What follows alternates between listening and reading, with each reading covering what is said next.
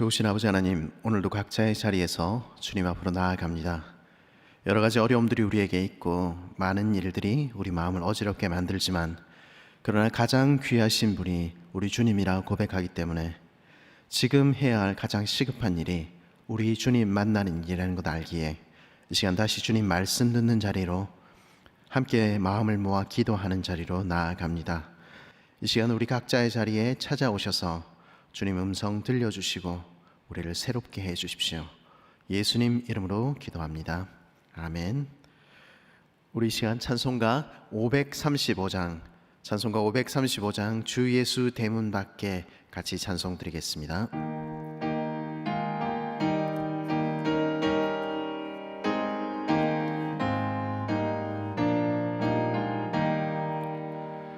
주 예수 대문 밖에 기다려 섰으나 단단히 잠가두니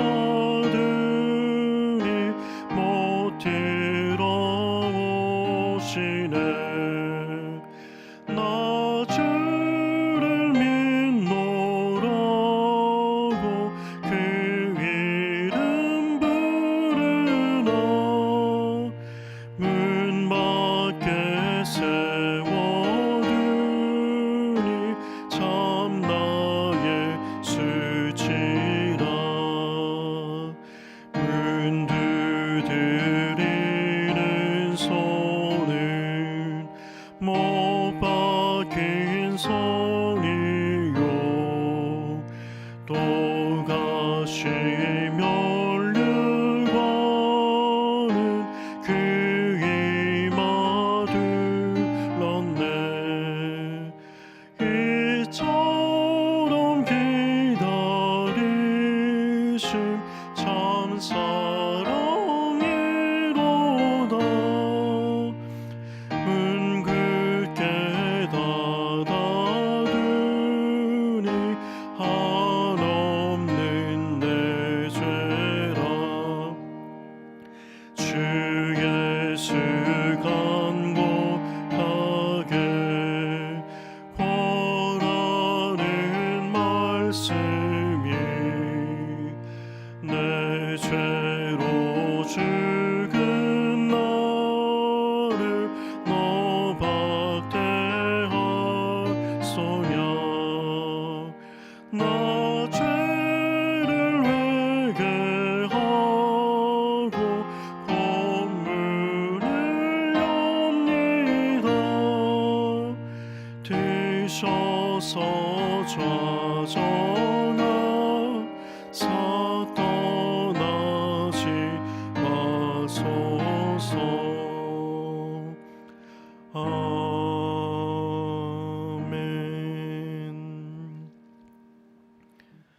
이 시간 우리 함께 읽은 하나님 말씀은 마태복음 22장 1절에서 14절, 마태복음 22장 1절에서 14절 말씀입니다. 제가 받들어 읽겠습니다. 예수께서 다시 비유로 대답하여 이르시되, 천국은 마치 자기 아들을 위하여 혼인잔치를 베푼 어떤 임금과 같으니, 그 종들을 보내어 그 청한 사람들을 혼인잔치에 오라 하였더니 오기를 싫어하거늘, 다시 다른 종을 보내어 이르되 청한 사람들에게 이르기를, 내가 오찬을 준비하되 나의 소와 살찐 짐승을 잡고 모든 것을 갖추었으니 혼인잔치에 오소서 하라 하였더니, 그들이 돌아보지도 않고 한 사람은 자기 밭으로 한 사람은 자기 사업하러 가고, 그 남은 자들은 종들을 잡아 모욕하고 죽이니, 임금이 노하여 군대를 보내어 그 살인한 자들을 진멸하고 그 동네를 불사르고, 이에 종들에게 이르되 혼인잔치는 준비되었으나 청한 사람은 합당하지 아니하니 내 거리 길에 가서 사람을 만나는 대로 혼인잔치에 청하여 오라 한데, 종들이 길에 나가 악한 자나 선한 자나 만나는 대로 모두 데려오니 혼인잔치에 손님들이 가득한지라. 임금이 손님들을 보러 들어올새 거기서 예복을 입지 않은 한 사람을 보고 이르되, 친구여, 어찌하여 예복을 입지 않고 여기 들어왔느냐 하니 그가 아무 말도 못하거늘, 임금이 사환들에게 말하되 그 손발을 묶어 바깥 어두운 데에 내던지라. 거기서 슬피 울며 이를 갈게 되리라 하니라. 청함을 받은 자는 많되 택함을 입은 자는 적으니라. 아멘. 그리스도 예수 안에서 사랑하는 울산교회 성도 여러분, 요즘처럼 이렇게 얼굴과 얼굴을 마주 못하는 것들에 유익이 있다고 한다면 그것은 함께 모여서 드리는 예배가 얼마나 귀한 것인지 실감하게 된 것이라고 말할 수 있을 것 같습니다. 이렇게 함께 모여 예배 드리는 것은 결코 당연한 일만은 아닙니다.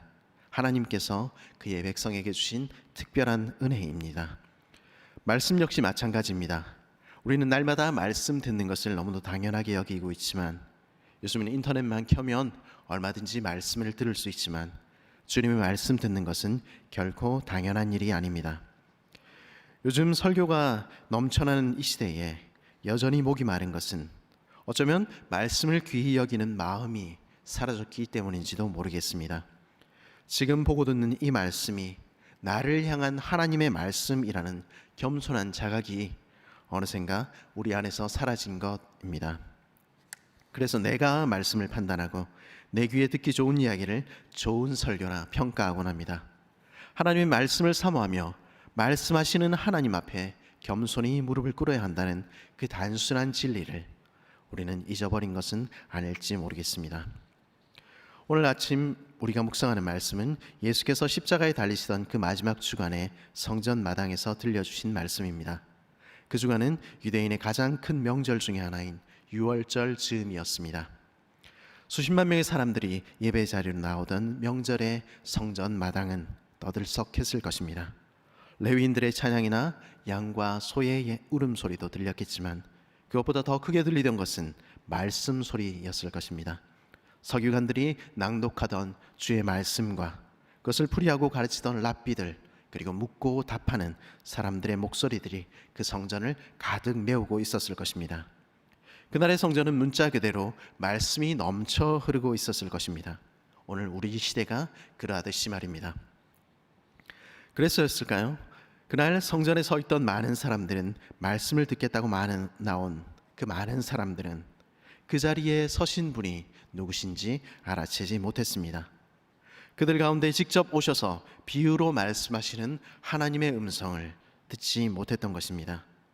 창세로부터 감추인 것을 드러내시는 주님의 말씀을 혹여나 못 알아들을까 싶어서 그들이 알아들을 수 있는 비유로 말씀하시는 그 주님의 음성을 듣고도 그들은 듣지 못했던 것입니다. 천국은 마치 자기 아들을 위하여 혼인잔치를 베푼 어떤 임금과 같으니, 우리 주님의 그날 말씀은 천국에 관한 말씀이었습니다.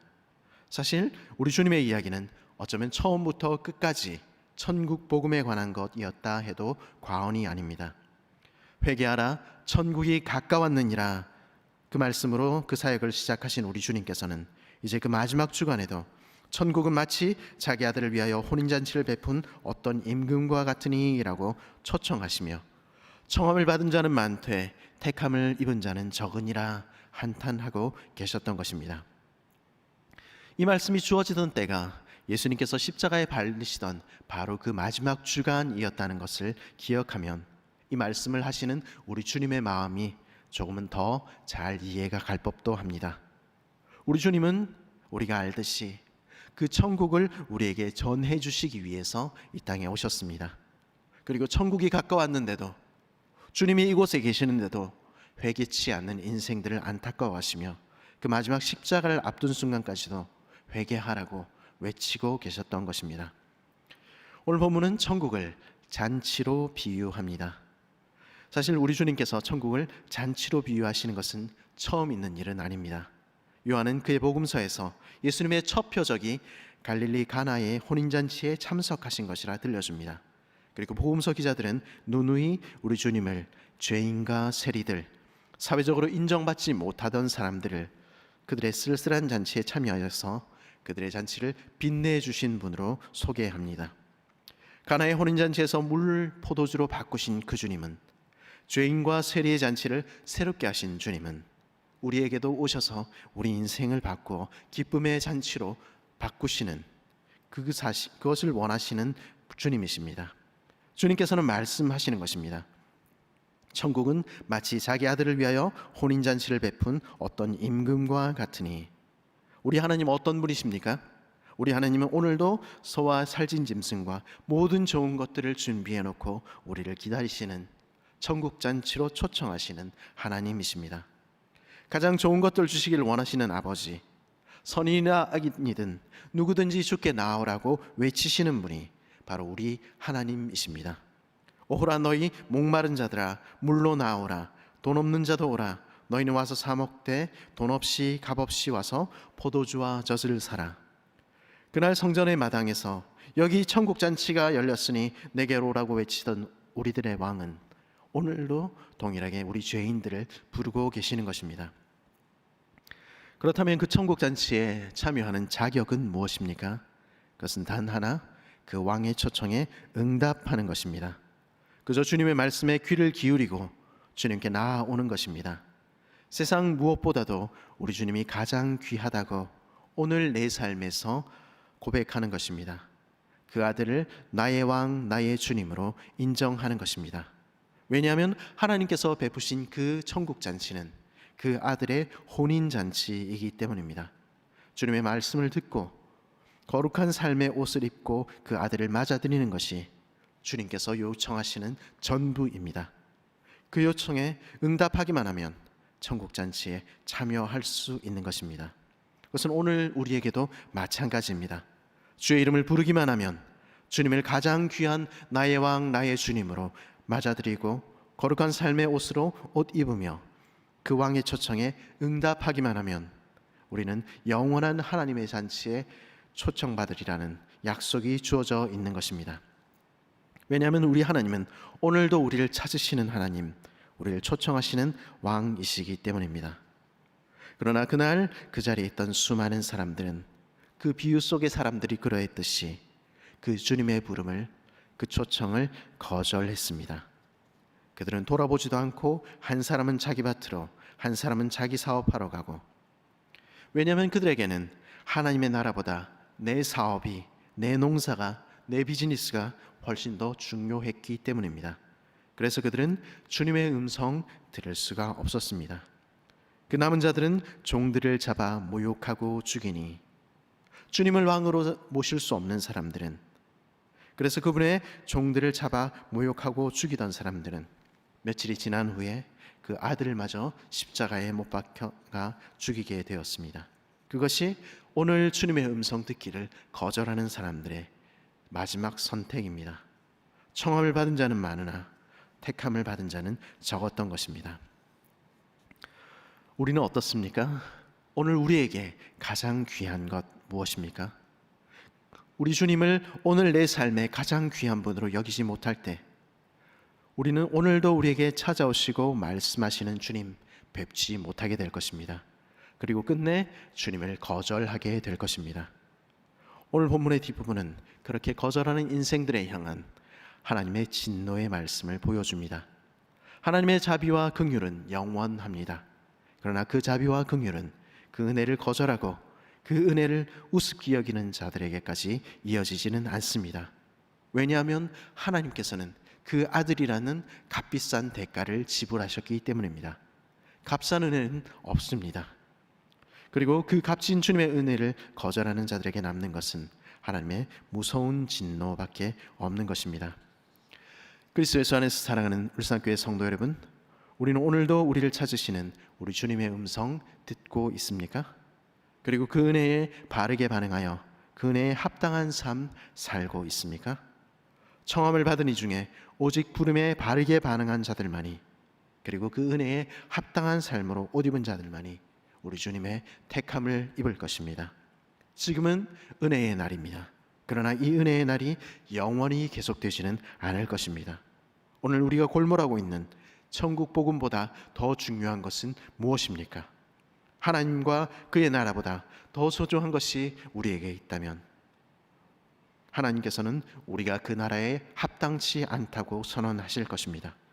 오늘도 우리를 찾으시는 하나님, 오늘도 우리를 초청하시는 그 아버지의 음성에 반응하여 내 삶을 맡겨드리는 저와 여러분 되셨으면 좋겠습니다. 그때 우리는 잔치와 같은 천국 맛보게 될 것입니다. 함께 기도하겠습니다. 좋으신 아버지 하나님, 오늘도 우리에게 말씀하여 주시니 감사합니다. 주님, 오늘도 우리 죄인들을 찾아오시고 만나기를 원하시고 천국을 주기를 원하시는 주님, 그 그 마음을 우리가 함께 읽었습니다. 그 주님의 부름에 합당히 반응하는 우리 되게 해주십시오. 그래서 주님이 내게 가장 귀한 분이라고, 주님께 내 삶을 온전한 제사로 드리겠다고 그렇게 고백하며 결단하는 우리들 될 수 있도록 인도해 주십시오. 예수님 이름으로 기도했습니다. 아멘.